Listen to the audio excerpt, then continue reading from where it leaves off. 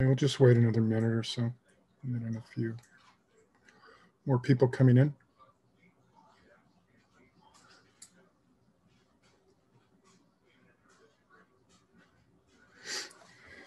This discussion tonight is going to be a little bit dry. We've got a few highlights, but want to cover some fairly low-level stuff at this point. A lot of that is just so you guys can get used to what we're trying to train for when we're doing generative modeling, or even use deep learning in general, essentially. Okay, yeah, we can probably get started. So this time we're looking at exploring the latent space in deep learning, and we'll get into what the latent space means and how that all sort of affects how we train and how we use deep learning models and how we can use them to do generative modeling. Okay. So what we'll do first, though, is cover the $100 code bounty. And that was, the contest was the best face from the Gen 2, which is from the Chapter 2 DC GAN example that we looked at last time, just before Christmas break. And we have one entry from Dave B. I think you trained that, you said, Dave, at about 60 some epochs or so, was it? Yeah, about 60. I didn't do it a few times because Colab was cutting me out. I let it run. Of course, I wasn't around for half an hour, so it shut down to restart. So, and then I had to do it in pieces, and I hit my limit on GPU. So, oh, really? Okay. Yeah. Okay. And I was able to determine how to save the model so that I didn't have to start at zero again. I could reload it and then start training again. But yeah, that's as far as I could get. It was about 60. Yeah, it was closer to 70, and then the whole thing just shut down because I hit my limit. Okay. Yeah, so actually here, I didn't really discuss much of that. So let me just go through here. I'm just gonna set up a new share with this example. So just let me know if you can or can't see my screen there.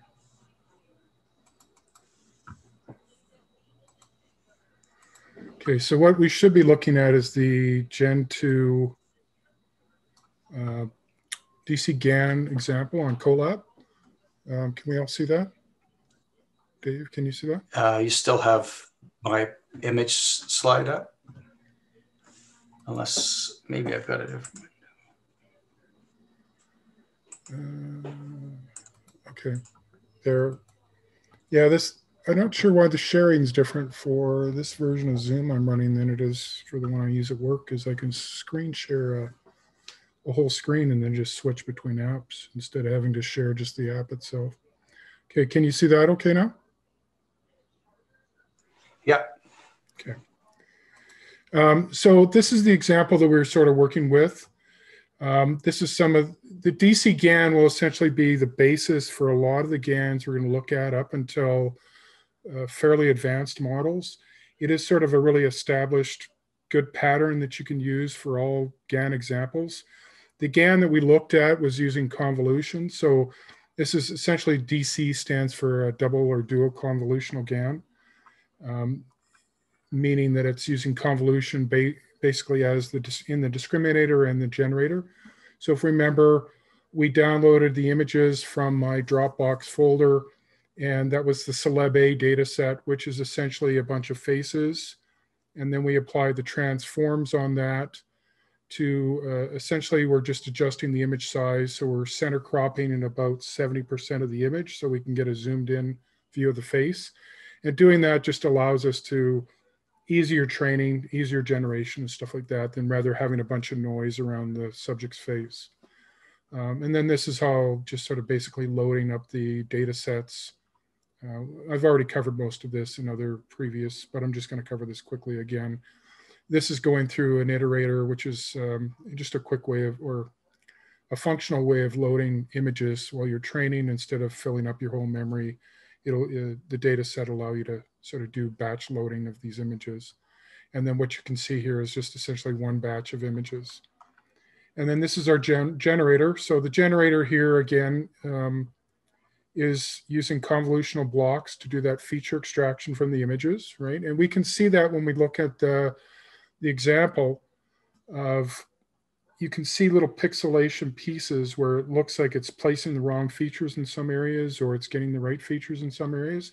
That's a result of convolution and the level at which we're extracting features. So, and that has a lot to do with the settings we're using for the convolution and stuff like that. But we're not going to get into that so much this time. Here's the discriminator block. Discriminator. It's using this thing called a block, but essentially the same thing. It's just convolutional layers stacked on top of each other. And then these are the optimizers and how we're creating the model. Sorry, the optimizers are down here. So we're using an atom for this one. And here's our basic sort of training loop. So we go through the number of epochs, and then we iterate through our training loader, so the loader that's loading the images for us. And then we calculate our loss. I've gone through this already, but we'll go over it again. Essentially, as we're going through, we're plotting the history of the discriminator loss, the generated loss, and then also for the discriminator, we're doing the fake versus real loss. And then here's our charts. And here's my example. I did it for about 99 epochs. For me, I'm running Pro, so I'm not sure if it's a reason, but I've ran Collab without Pro, and I've not had very many issues like you described. But one thing to keep in mind is being aware of the runtime stuff. So if the runtime gets interrupted for execution, it generally means if the runtime isn't totally destroyed, you can actually just restart the training of the model.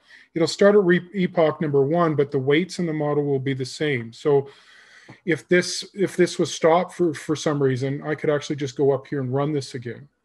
If you are constantly creating new models on the same runtime, that's where you can run out of CUDA memory or GPU memory, essentially.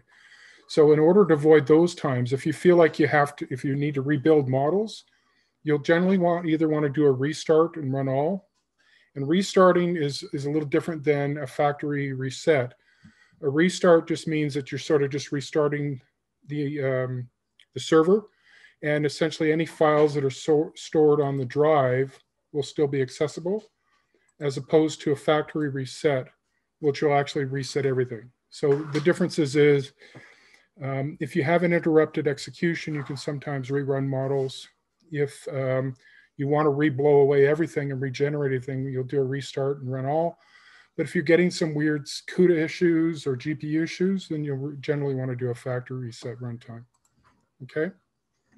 So I just wanted to cover that because you mentioned those problems and we haven't really discussed those that much. Okay, so let's go back to the presentation.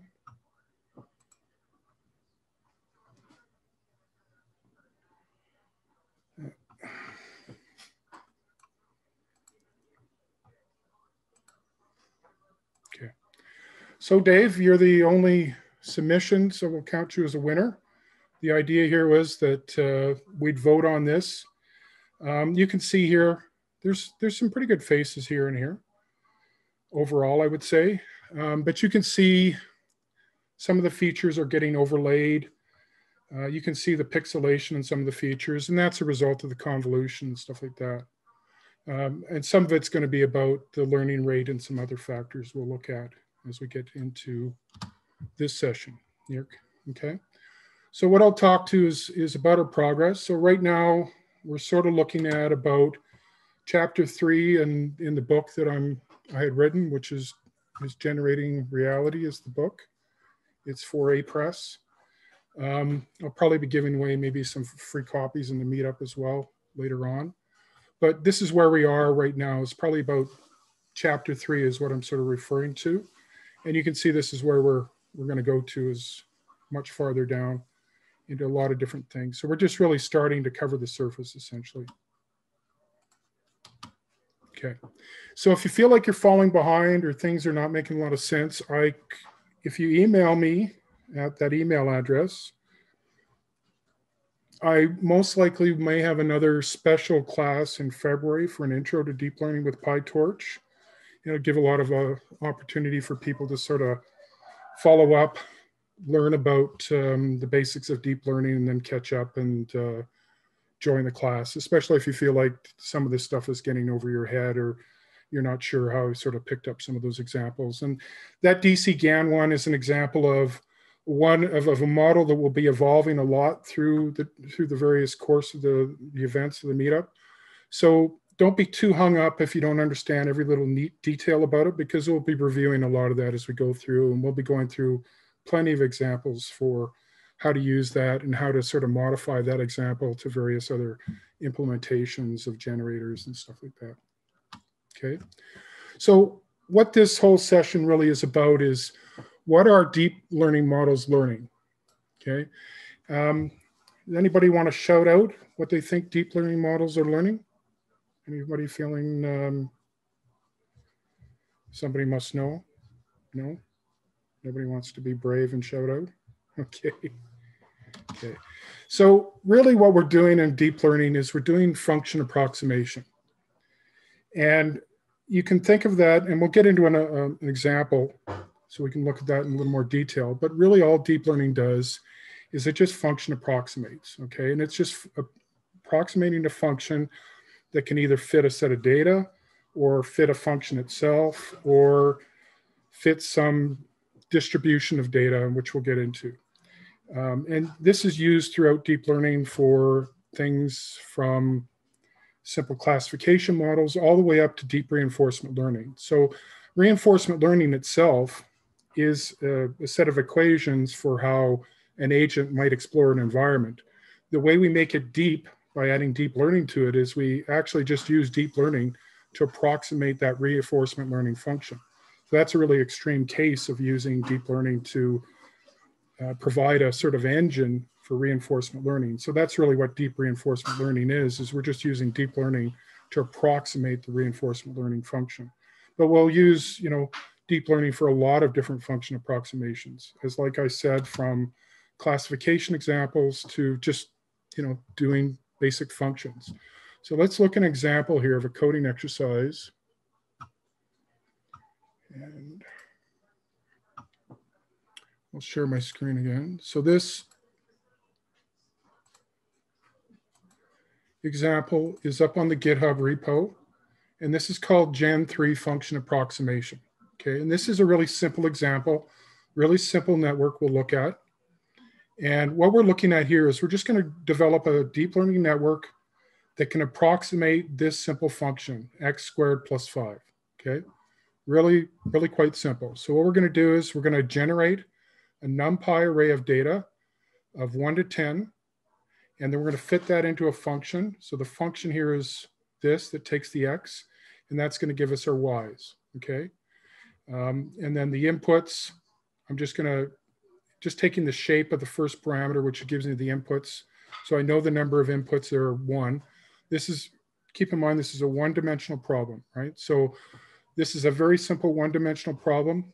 If you think of our MNITS classification with fashion or handwritten digits, that's a 784 dimensional problem because it's 28 by 28 pixel image that we're trying to classify, right? So this is a very simple problem compared to what we're going to be looking at much later.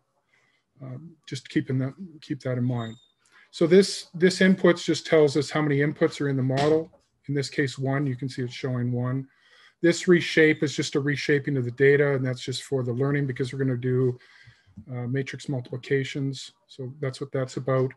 And then this plot is just plotting the x and y so we can see what that actually looks like on a graph, right? So we can see what the function looks like. So what we're going to do here is going to just do a basic train test split, and we're using the test size of 20% and no randomness. Okay, and that gives us a new number to train of how many samples, which will be 8 in this case. And you can see there's the 8. And then we set our X train to that and our Y train to that. And then this is our model here. And this model is maybe, it could be oversized, but so we're using the inputs, 1 into a 50 neuron network. So quite a wide network essentially for this complexity of problem. And then 2 other layers of the same size. And then finally we go back down to 1 as our output, right? And that 1 output, we're using the loss function of mean squared error loss to determine what our loss is. And mean squared error loss is essentially just taking the difference between our predicted number and our real value and squaring and taking the error, okay? And that's what our loss function is using to push the error back through the network. And then you can see through my optimizer here, what I'm setting is the learning rate is a hard-coded value of 0.026. And this is going to be important. We're going to look at this learning rate and what effect it has on the network. And you can see for this network, I'm training this at 8,000 epochs, which for this type of problem is quite a bit, but just to also show a point. Okay, and the rest of these here are just reshaping and of the data. This again is just some reshaping because of the way we have to, multiply or modify these things together.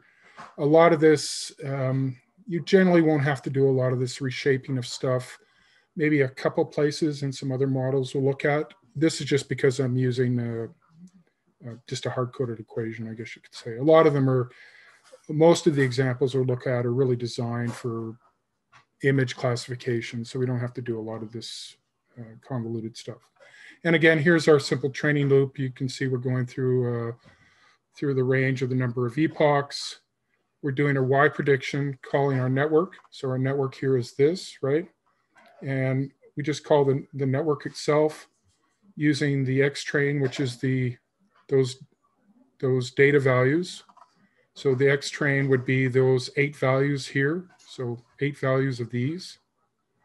And then our predicted values is what's calculating, right? So when we pass these through our network, what the prediction comes out is what it sort of thinks it should be. So what the output should be. And ideally, we want it to match the function this function here that we originally looked at, okay? And we can run it, and this is it running through, and you can see here, after a short period of time, after almost 1,000 epochs, it derives at a loss of almost 0. And then for the rest, we're also doing validation or test loss in this case as well, just to determine how accurate we are. And you can see that's almost going down to 0, but then it sort of wobbles at the bottom. Okay, and you can see here's our plot for the history, and it sort of finds its way down to there. So, and here's the final example where we're just taking 25 random values for X between the range, and we're plugging that back into the network, doing the predictions, and this is what comes out as the output. So we're essentially seeing how well our function approximated to. And you can see there's a couple bad values here. The clumping up is probably a result of just bad randomization, I guess. But you can see that, the gaps aside, some of it's good, some of it's not as good as we might expect, right? We're getting a loss of 0. We should expect this to be almost perfect. So, but let me just demonstrate a couple things here. So what I'm going to do is I'm just going to change the learning rate to 0.36 and just see what effect that has. And if you're following along, feel free to do that. So what I'm just going to do is run time, run all. That's just going to run everything in this sheet. It'll run it pretty quickly. You can see there it's training. And you can see my loss is going down, but it's not actually becoming 0. And you can see down here, it actually jumps up again, right? Around 4,400 epochs, it jumps up again, and then it decreases again. And we can see that here where we get that jump in the loss. And if I actually increase that a little more, say to 0.5,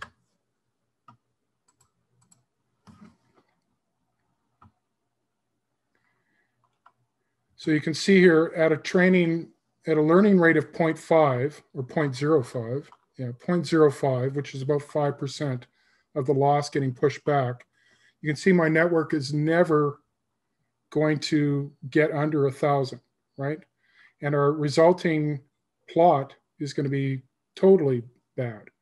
And that's almost just a difference of doubling our learning rate did that. Okay. So that's what we're sort of going to talk about now, is how much learning rate and how the data we're looking at can really affect how a network learns. And this is a really good example of that. Okay, so let me just jump back to the slideshow. Is there any questions on this stuff? No? Okay.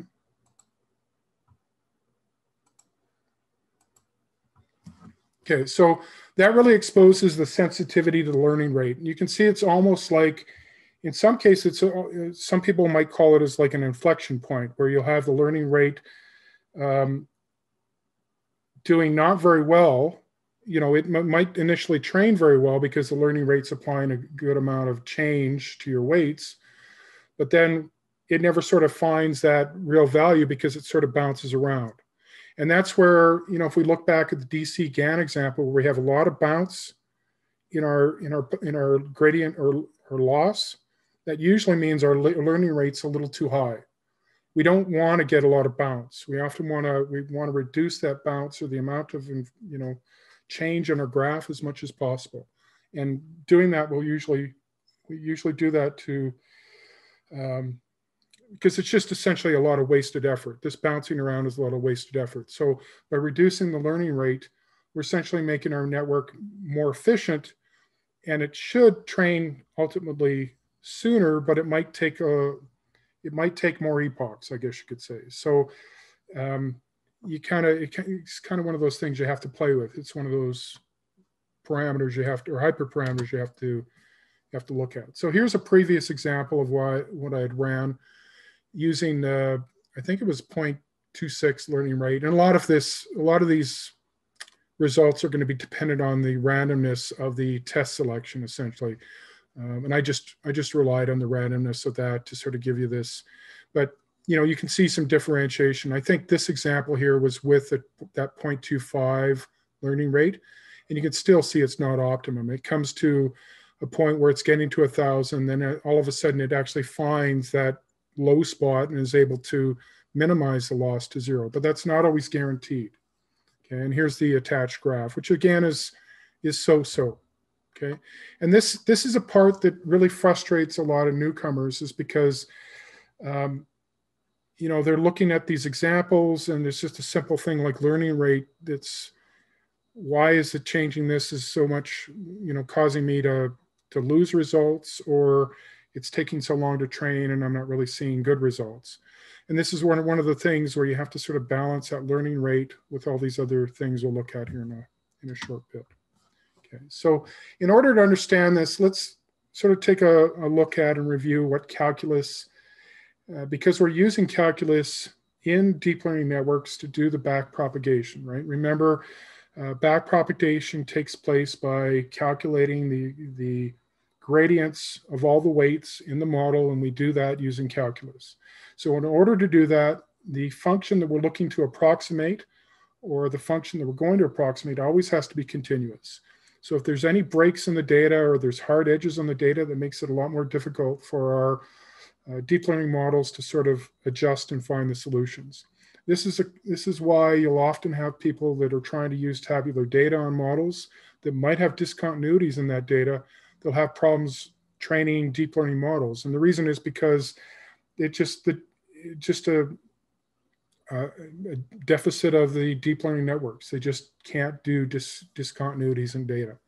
And that's just something to be aware of overall. But so because we're looking at, and we're always looking at continuous functions, and we look at sort of the objective function we might be trying to fit, saying this is maybe an example of a function we're trying to map across. You can see here that, say I have a gradient that's pushing this way, and my learning rate is large, right? So I have a largest learning rate, and I'm trying to apply it to the gradient to determine the loss so I can map against this function, right?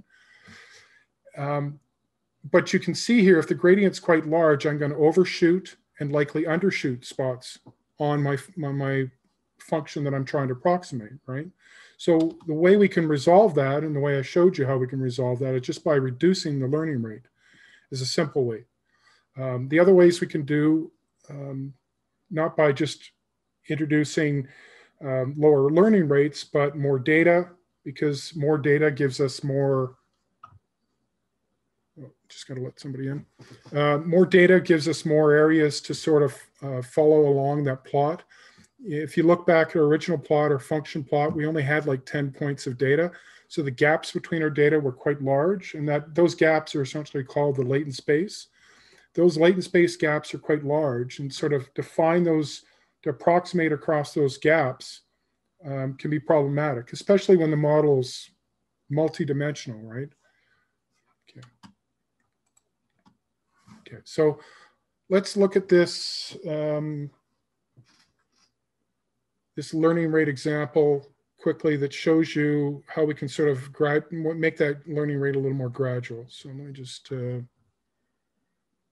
stop sharing and I'll share.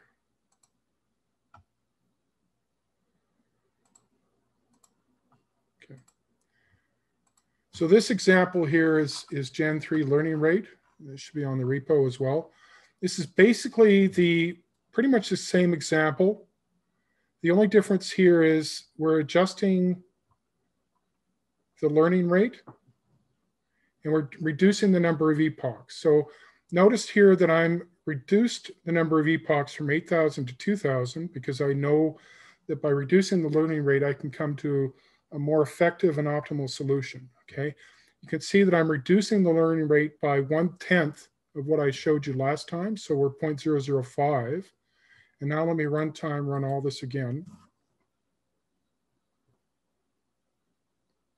Okay, so you can see our loss here follows a nice slow trajectory down, and our test loss even goes not too bad. I mean, we could probably train a little more to get the test loss reduced, but for this graph, this is a really nice graph.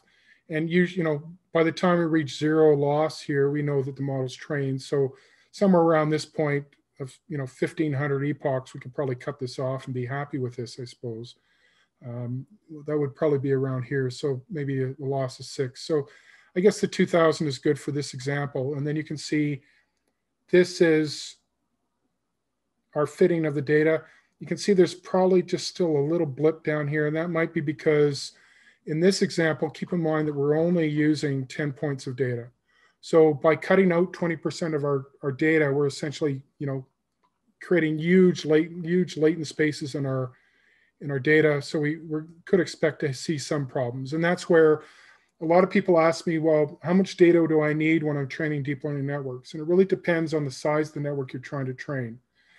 That's really critical. If you're training a really large network, you want to use a lot of data. And the reason why you want to use a lot of data is because you can fill in all those latent spaces in the network. The other way you can sort of reduce that problem of getting these sort of missing pieces, or what we might call overfitting, is to reduce the network size. So we could always come back here, for instance, and change this network size to maybe half that. So we could reduce this to 25s, for instance. Okay.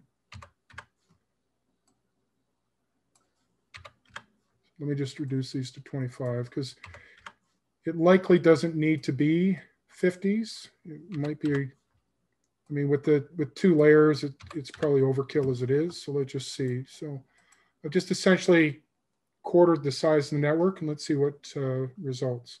So you can still see the loss graph is going down quite effectively, but you can see the loss is not what we got before. So this would tell me right away that 50 actually makes sense to train this model quickly enough. I could probably up the epochs here to 3,000 and see what the results are. But this is just one of these things where we play with, the hyperparameter tuning to sort of optimize our models to determine how big or small. Now, model size can be important later on when we're training models because, as Dave mentioned, he was running out of CUDA memory. And how you can run out of CUDA memory is you just have so many parameters in your model. The model gets so big that you just run out of GPU memory, essentially. And I think on a collab, it's 15 gigabytes. So it's not a small amount of memory. We'll be building some pretty big models with lots, millions of parameters, essentially. So here you can see, I just increased it to 3,000 epochs. and I'm getting it almost to 0. Still getting a quite high test loss, but otherwise. And for this example, the test loss is not really, it's not really a critical factor because it really is only 2 points in this example. So it's not really, and you can see here, we're getting a couple spots again that are fitting maybe not quite well. And that's probably because of the test. If we increase this to, more data points, for instance, we'd probably get a better fitting graph. And that's because we're reducing that latent space. And that latent space is this area here, right? And we'll cover that again. So let me just go back. Any questions about that stuff? Hey, Michael, I have a question if you don't mind. Go ahead. So I guess one of the things when it comes to data is a bit of a data augmentation, right? That you cannot read to enhance your input data. What role does it play when you don't know kind of like the shape? Because here, the model, what should be adjusted to is the x squared plus 5. When you are not sure, how can you augment your data to improve the result? Yeah, so in the DC GAN example here, I think, no, I don't have that. But one of the things we could do is there's, for instance, in this just simple example, I can go transforms, random, I don't have, but it's random horizontal flip, for instance. So we can actually use a transform to do a random horizontal flip on the data so that our faces are actually randomly horizontally flipped. And that can be a way to augment the data. Other ways to augment the data is maybe to flip it. I mean, if the image orientation isn't important, we can do flipping, or we can do masking in certain parts of the image, for instance, to augment the data. There's lots, for image analysis, there's lots of ways to sort of do that. And there's a lot of helpers here to do that sort of thing. There's transform, random horizontal flip, vertical flip. There's sort of random croppings, for instance. There's a lot of various transforms that can provide that sort of data augmentation for you out of the box, essentially. Does that help? Thanks. That's pretty tricky. Thanks. Okay. Okay, so let me just go back.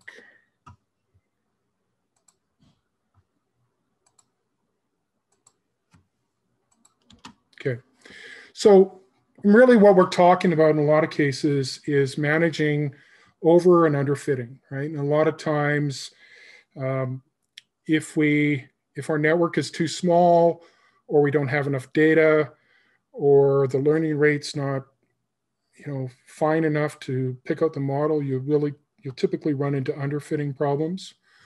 On the opposite side, if you have not enough data, or the network's too big, or generally not the learning rate. The learning rate might still be small, but for instance, if you have a network that's really large, is the learning rate dependent on the sigmoid function than using other activation? No, the learning rate's really dependent on the data that you're sort of mapping across and the size of your network. So smaller networks should probably be able to get away with larger learning rate values, where larger networks with a lot more hyperparameters, you often want to reduce your learning rate because you're training a lot of hyperparameters and you don't necessarily want to influence any one of those values. And there's a lot of other tricks we'll look at on how to balance that. We'll get into as we go through, but this is just, wanted to keep it fairly basic right now. Or you can get into this sort of the problem of overfitting.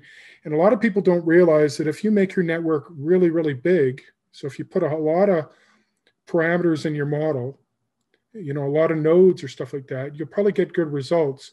But the problem is you can actually get the network memorizing data. So this is a good example here. If I go back to my last example, where you see the loss going down to 0 on my training data, but on my test or validation data, it was going up. It was actually going up to 117 or 120. And that would be an example of my network overfitting to the data. It was becoming too specific to our particular example. Now, in that particular case, it was just a poor reflection on how much training or validation data was used. But that's an example of overfitting, where you're getting that discrepancy between your training and your test or validation data sets. And what you want to do is you always want to make sure those things are converging. Okay. So here's an example of, I think we have enough time to cover this, over and under fitting. So let's look at that.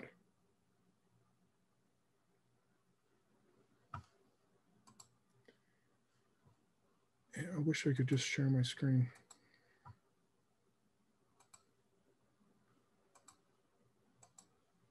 Okay. Okay, so this is the over-under-fitting example here. And so what, in this example, instead of doing a set of points, we're actually doing this NumPy arrange, which essentially allows us to take a range of data and set the step size to generate a number of points, okay? And in this case, I think it's generating, well, the step size is 0.1, so it's 100 points. So we'll actually see 100 points of data through here. And you can see this is getting plotted in red. We're doing the same thing where we're taking the train test split. We're using a test size of 20%. And now I've set the neurons here so I can be able to change the neurons on the fly and adjust this to see how it might affect the model. For right now, I'm setting it at 20, and I'm setting the number of epochs at 1,000. So pretty much exactly the same solution. So let's see what it looks like. So let me just run all again.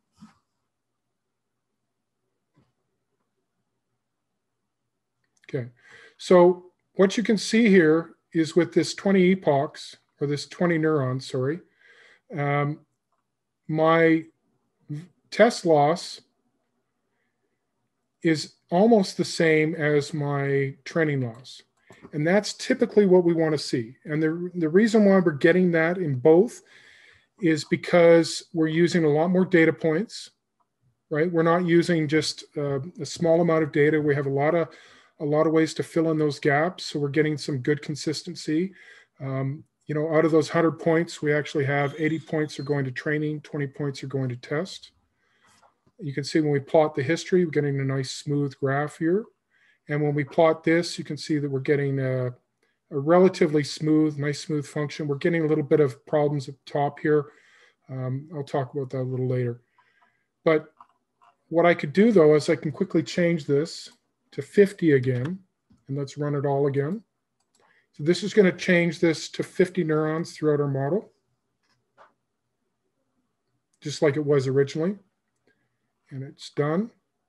And now you can see here, my loss is 3 and my test loss is 8. So who can tell me if that's over or under fitting? Does anybody know? Anybody want to shout out the answer? Nobody's ready for questions. Oh, we have somebody. Okay, go ahead. Overfitting. Yeah. Yeah, exactly. So what we're seeing here is the model is overfitting to the data, and it's not going to effectively do. So if we were to throw this model out into the wild and try and use it on real data now, our loss would be probably more unpredictable. And what we really want to do is to maintain that these are both the same. So let's go back here. And what happens to reduce this down to 15 or 10? Let's say 10.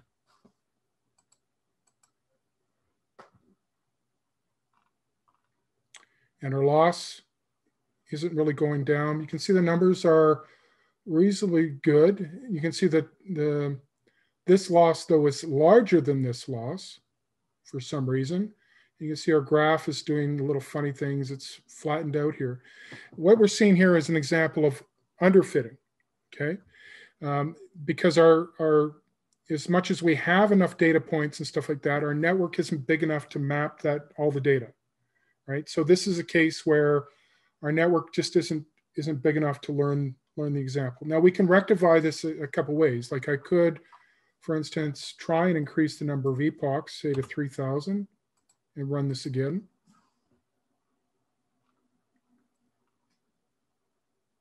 And not too bad. It's a little closer, but you see there's still, almost 3 times difference here. And let's see what our graph looks like. Still not too bad, but you can see this bottom piece looks like it's still flattening out. still not the best. So I would say this model, probably the 10 neurons isn't really big enough. No matter what we do, we sort of need more neurons to be able to fit this equation. As much as this equation seems really simple, we need more neurons. The other thing to note is I sort of took out one layer there as well. If we probably add in another layer, that would probably make a difference. Like if I just quickly added another layer here. Okay, so let's just try run this, see what the extra layer does. Oh. Oh, whoops. Can't do that. Okay. So what happened there? Because this is our input, but this has to match this. This can be whatever, but this has to match this. And likewise, this has to match this, right? So those numbers all have to be the same. So let me just run it again. Okay. So by adding the other layer, you can still see we're getting almost a 3 times loss, and it's still doing the same thing. So even adding another layer didn't really matter that much. Really, to balance this out, I'd probably have to increase that to 20 neurons. Let's just run it again.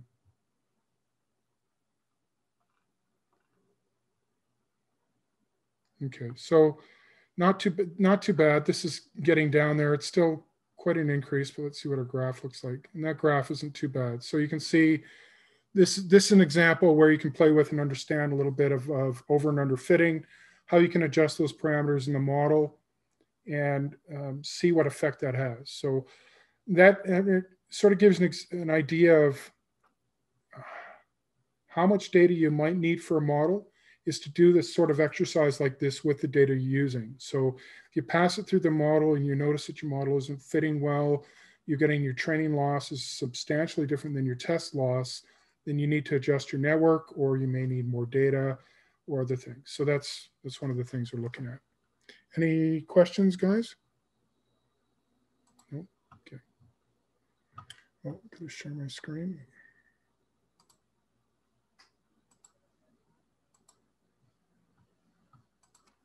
Okay. So really, so the things we want to look at when we're trying to resolve over or under fitting problems is, is it trained enough for enough repetitions? And this is the first thing you'll often look at, but it's something you might revisit. You want to look at the learning rate. You want to look at the network size. You want to see, is the network big enough or small or too small for your problem? And that's where you can sort of look at that training and testing loss to see how well they're converging.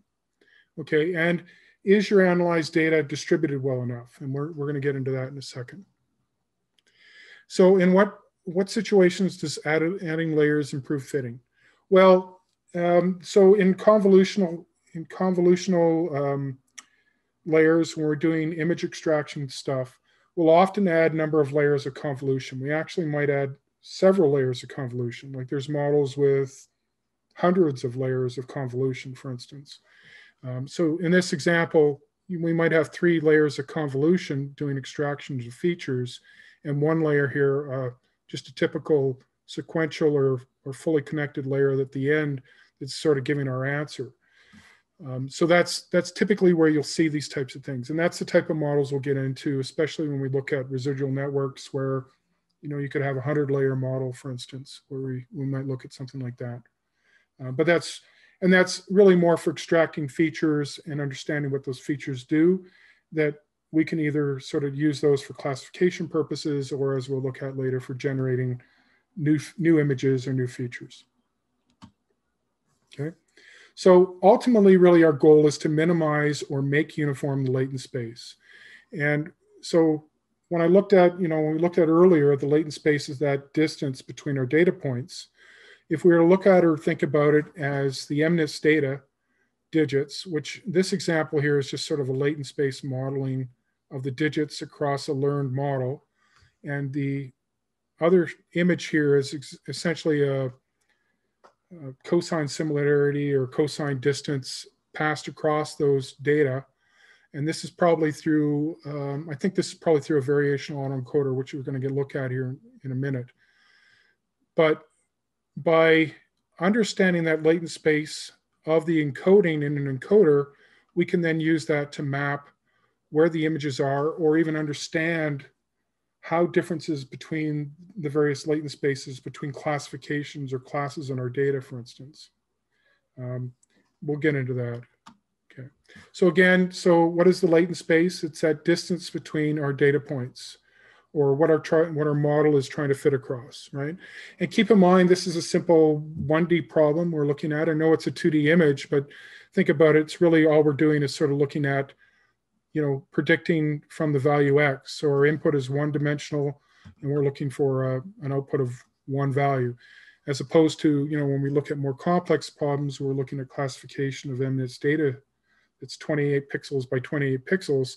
That's 784 dimensions going into our network that we might reduce, or we might increase. We might increase it to 1024. That becomes really complicated functions that we're sort of trying to map across. And that's why we have to think about the amount of data we're using. Okay, so let's look at an example here. We're going to jump up to an example of variational autoencoder.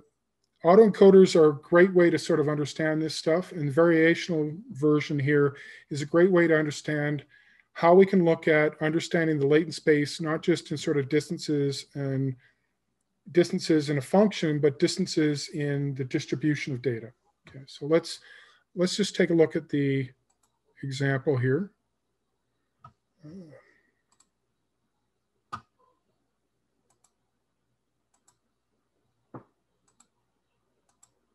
Okay, so this is it's actually a convolutional variational autoencoder. The only difference, besides what we consider maybe a vanilla or a standard variational autoencoder, is we've added convolution. And the reason we've added convolution is just to sort of see better results, essentially. In this example, we are using, I've set the runtime on here to be GPU, so it should be set to GPU by default. And this line of code here just extracts which type of device we're using. So again, if we're using a GPU device, it's going to come back as CUDA. Otherwise, it's going to come back as CPU. And the difference here that it makes is that for all our deep learning activity that we do for anything in the model, we have to convert those to GPU tensors so we can do the computations on them. And I'll show you examples of where we have to do that here down below. Okay, so here's our transforms. In this case, it's pretty simple. We're just doing a transform, resizing the images to 64 pixels by 64 pixels. And that just gives us a little more space or a little more data. It may not be intuitive all the time of why we might want to resize images to be larger. The CFAR 10 data set that we're going to be looking at is actually only 28 by 28 pixel, 28, or is it 32? I think it's 28 pixel by 28 pixel. But the reason why we're increasing it up to 64 is because for every layer of convolution, when we apply that convolution by applying the filter, we always sort of reduce the image size by a pixel or two. And that's just a result of convolution. So in order to apply more layers of convolution, we have to actually increase the image size to a substantial size. So a lot of those models that I talked about earlier that might use 100 layers of convolution might also expand the image to up to 1024 to 1024 or 224 by 224 pixels, okay? No, irregardless of what the image size is, they'll just sort of maybe adjust that size based on how many layers that need to be passed through the convolution. And that just allows us sort of to extract all those features as it goes down. So every layer of convolution will essentially crop the image a little bit as it goes through, okay? So here's our batch size. Here's our typical hyperparameters, batch size, epochs, and learning rate. You can see the learning rate here is set to 0.0001. And here's our training loader and testing loader. Again, these are just really a simple example. This piece here is just for rendering the image itself so we can look at the results. And this is just a function to render the images. And here's the classes in our data set. So this CFAR 10 is, I think it's 60,000 images. I think it's somewhere around 60,000 images or 70,000 images of these 10 classes. So there'll be a whole bunch of different variations within each of these classes. And here's an example of that again. So you can see there's a horse, dog, etc. Planes. And planes can be everything from this biplane to jets and stuff like that. So there's a lot of variation. I mean, it's not a really easy training data set to teach a model on, but it's one of the sort of basic ones we'll look at. This flatten and unflatten function, this is just for sort of taking the model from that 64 by 64 pixel image and flattening it down so it can be used in sort of regular linear layers, okay? So here's our convolutional variational autoencoder. And this is an autoencoder. So what we have here is essentially like a GAN, but it's reversed, right? So we have the encoder, which works kind of like the discriminator, where it's encoding the data down. In a typical autoencoder, the encoder encodes the data down to some latent space or latent sort of representation of the data. And that latent representation might be a vector of 2 or 32 values, for instance. In this case, though, in a variational autoencoder, we're actually reducing this down to parameters called parameters for the distribution. So what we're trying to learn in a variational autoencoder is how the data is distributed in the image. And then by using those understanding of that distributions of the data in the image, rebuilding that using the decoder, okay? And I have a diagram that sort of explains this in a little more detail, but I just want to look at the code. This reparameterization is essentially just taking the learned parameters from the distribution. So in this case, the mean, mu, or standard deviation, and the log variance or the standard deviation, okay? And we'll get at that. And then these other functions are just some basic things. I'm not going to spend too much time on that because we're running out of time here pretty quickly. So here's our optimizer.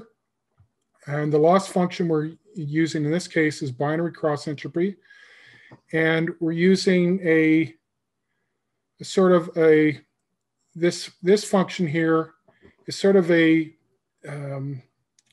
method much like Kullback, Lieber, or Jensen-Sanin for measuring differences in probability distribution, differences in the distributions, okay?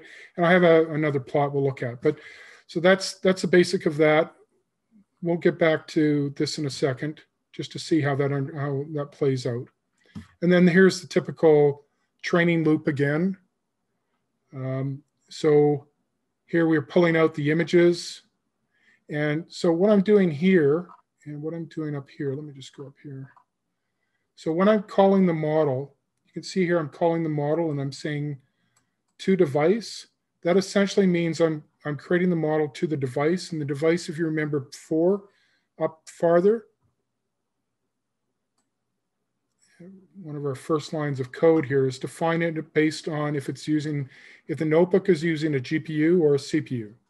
So this, we're essentially setting the tensors of the model in this particular line of code. This sets it to either CPU or GPU, okay? And that gives us the ability to calculate either with a GPU or CPU. And using GPU will generally be about 100 times faster, depending. I'm using Pro, so I think it gives you a little bit better, better GPUs on average. And I think actually if you don't have Pro, they can actually not provide you with GPUs sometimes if it gets too busy. But most of the time I only have Pro when I'm writing. Most of the time it's not a problem. It's not something you really have to typically worry about. So I'm not promoting Pro. I'm just saying it's a nice to have feature, especially for me for $10 a month. Okay, so and here's so this is where, for instance, we zero the optimizer, and then when I'm turning the images, whoops. So the images come in as a tensor, and the tensor is just a normal tensor, and what we have to do is convert that tensor to the type of device. Now, if this is a CPU, it would essentially wouldn't do anything, but because it's a GPU, it's actually converting the tensors to GPU tensors. And then those get passed to the model. And what we're getting is the generated, so essentially the generated images and the distributional parameters. So the mean and essentially standard deviation. And then using our loss function, we can determine our binary cross entropy loss and this sort of distributional parameter loss. Those things all get sort of totaled up, and that becomes a training loss, and then that training loss is something we push backward, essentially. That's that loss here that's getting pushed back, okay? And then after about 100 iterations, this is, you can see this is what we're getting as the results. Now, the results aren't bad. I mean, you can kind of see a deer. This doesn't look anything like an airplane, but I suppose that looks like an automobile. And a lot of that is because really the domain of our data is really inconsistent. We have a lot of variations in the data. It's really difficult to learn. And that's one of the tricks for using faces, for instance, because faces will really give us a good uniform data set. It doesn't give us a lot of variation in that data. And you can think of the variation of the data as sort of the gaps in the latent space that we have to fill. So if you're trying to match a truck in one image to a dog in another image, you can think that there's going to be large amounts of gaps between those two that you have to map across. And that's kind of some of the problems we're having with this model, even though, you know, in some cases it's not doing too bad. But those are some of the problems we have to sort of account for as we go through the other sessions. Any questions about this example, guys? And if I'm going too fast, please tell me. You can always slow down and adjust the way things are going. Okay, so here's how basically how a variational autoencoder works. We look through the code. And hopefully this will make a lot more sense. So X is the encoder piece here, and this is encoding down. So what our model does is it sort of takes the image and it encodes it down into this final output. And the output is actually, what it outputs is the mean and standard deviation. These are the learned sort of parameters that are being taken from the model. So instead of reducing this down to, in a typical autoencoder, we might reduce this down to a vector, you know, maybe a 5 or 10 or 30 dimensional vector that represents the encoding. We're actually just reducing this to two parameters that define the distribution. In this case, it's just a normal distribution, but it gives you some idea of how we're defining that. From that distribution, then we use the reparameterization and sampling function to sample from that. And based on that sampled data, we rebuild or reconstruct the image with the decoder. Okay, so remember, in a typical autoencoder, all we're doing is reducing this down to a latent space or latent sort of representation of the data, and then we're rebuilding that. In the variational autoencoder, we're actually learning some distributional parameters about the data itself. So it makes it a little easier for us to rebuild that data or understand what are differences between the loss of that data. Okay. Michael? Yes.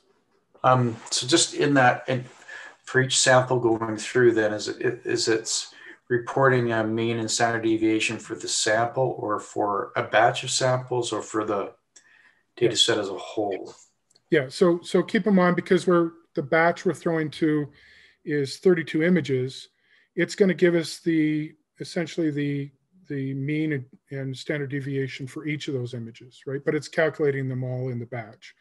And the other thing to remember is it's not calculating that, it's actually learning how to calculate the mean and the standard deviation of the image. So what the normal distribution is, okay?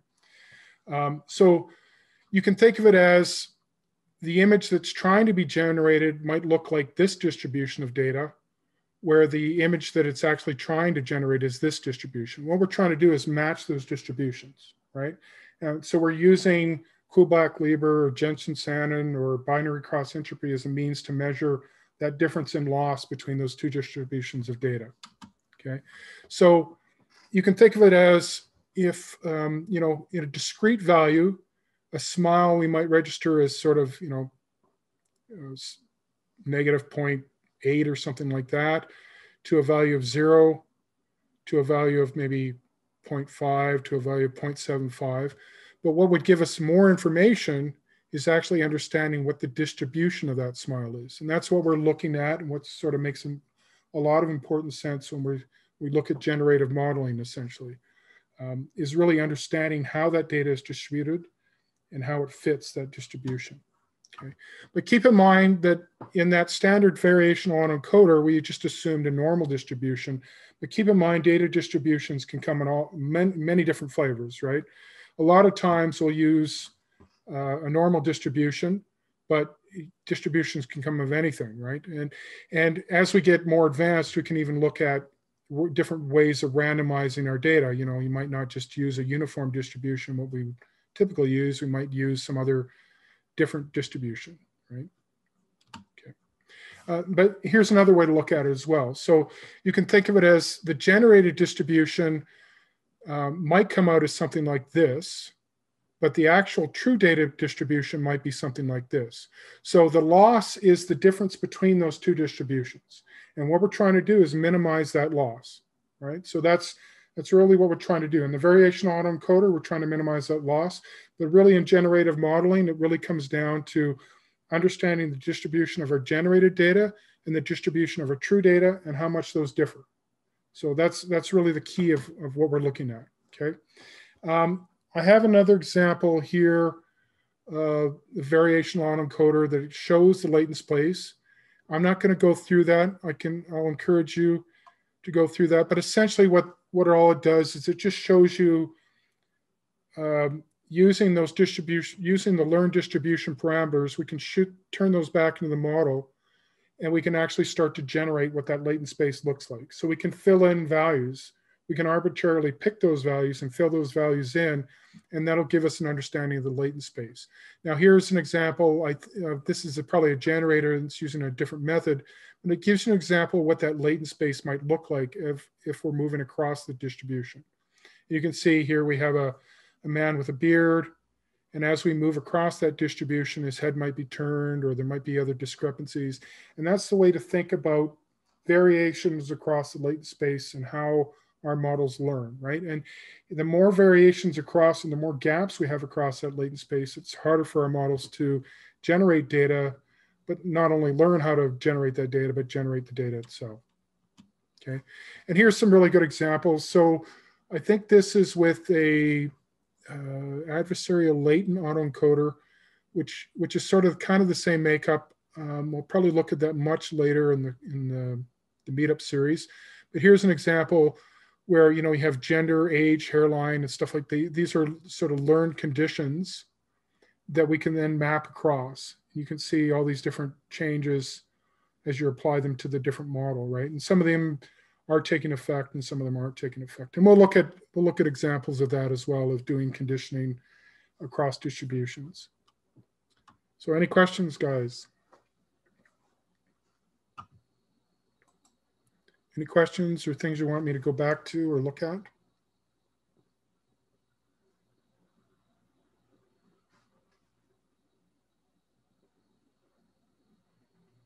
No? Was this too advanced or not advanced enough? And you guys just want to answer yes or no in the chat window for me? Too advanced or not advanced enough?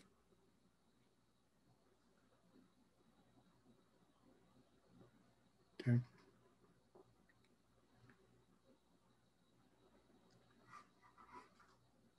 Okay, so it's about 50-50. So if it was too advanced, where did you get, at what point did you get lost? So if you found this too advanced, what point do you think you got lost? The encoders? Yeah, okay. Yeah, we covered encoders already, and I didn't really want to go over that too much again, but that's something I typically do for an intro to deep learning session. Okay. So next time we'll probably be looking at a lot of different variations of GANs and stuff like that. Now, so if we go back to a lot of GANs, will use that understanding of distribution to determine the loss, and that's why I sort of introduces the variational autoencoder and talking about the latent space. And as I mentioned, this is probably a little dry, this discussion, but okay. Great, everybody. Any other questions, comments, thoughts? What could we do better?